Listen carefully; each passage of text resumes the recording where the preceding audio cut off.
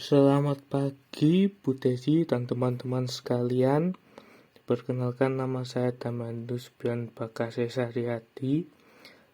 Di sini saya mewakili kelompok 9 untuk membahas prasangka dan sikap. Apa sih pengertian sikap itu? Sikap merupakan respon atau perasaan seseorang tentang objek, aktivitas, peristiwa, dan orang lain. Perasaan ini menjadi konsep yang mempresentasikan suka atau tidak sukanya, baik maupun positif, negatif, ataupun netral pada seseorang dalam sesuatu. Pengertian sikap menurut para ahli. Yang pertama yaitu De Geertz dan R.S. Creutzfeldt. Dia mengemukakan sikap adalah organisasi-organisasi yang tetap dari proses motivasi, emosi, persepsi, atau pengamatan atas suatu aspek dari kehidupan individu. Yang kedua adalah L.L. Thurston, 1946.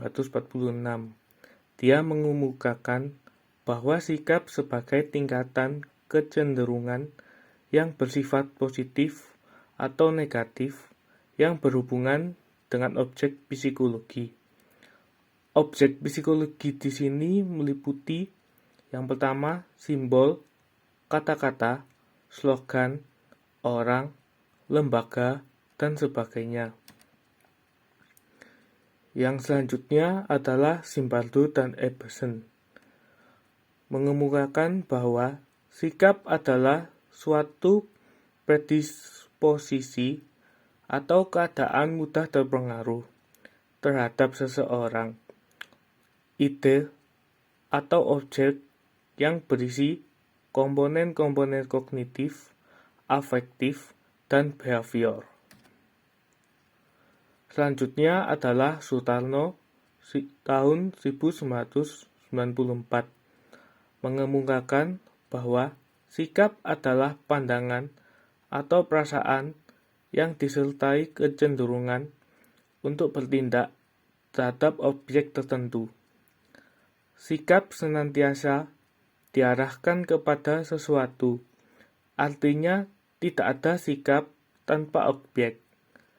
Sikap diarahkan kepada benda-benda, orang, peristiwa, pandangan, lembaga, norma, dan lain-lain.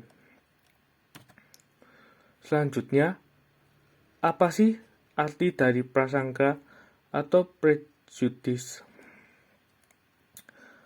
Prasangka berarti membuat keputusan sebelum mengetahui fakta yang relevan mengenai objek tersebut.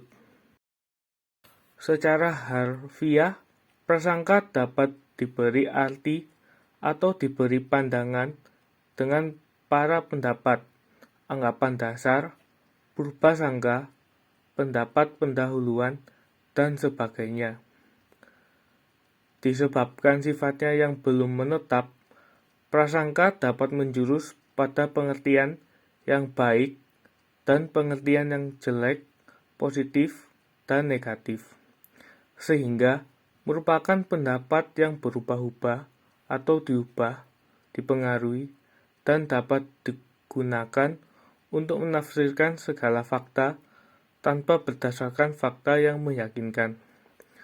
Artinya, prasangka sebagai prapendapat dapat diubah dan mengubah fakta yang diterima dan dikumpulkannya, yang mungkin positif meyakinkan atau negatif mengaburkan, atau menguntungkan dan merugikan, dan atau melemahkan.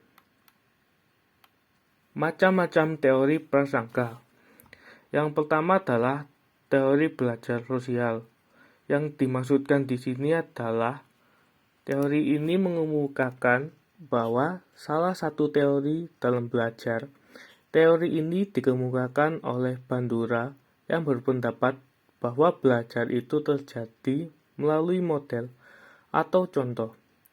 Prasangka seperti halnya sikap, merupakan hal yang terbentuk melalui proses belajar. Yang kedua adalah teori motivasional atau decision making theory. Teori ini memandang prasangka sebagai sesuatu yang dapat memenuhi kebutuhan individu atau kelompok untuk mencapai kesejahteraan atau satisfy.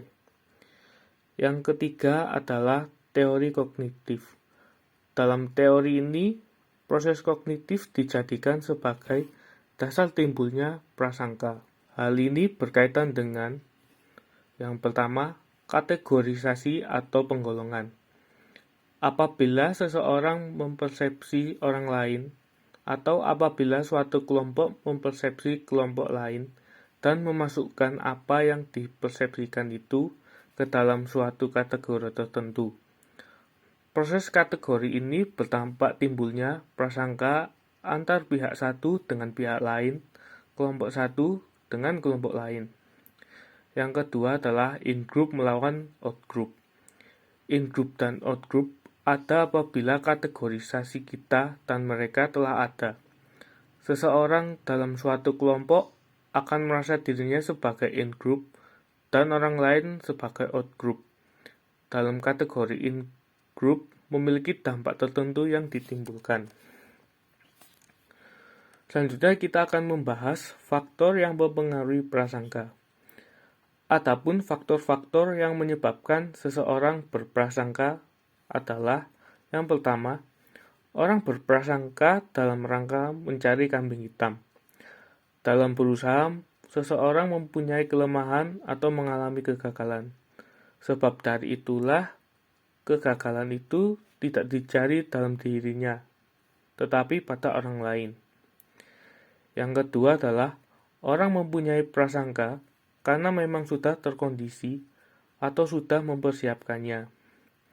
Yang selanjutnya adalah prasangka timbul karena adanya anggapan yang sudah menjadi pendapat umum atau kebiasaan dalam lingkungan tertentu. Ciri-ciri dari prasangka. Yang pertama, kurang mengenal akan dirinya sendiri. Yang kedua, tidak bertoleransi. Yang ketiga, kurangnya berdaya cipta.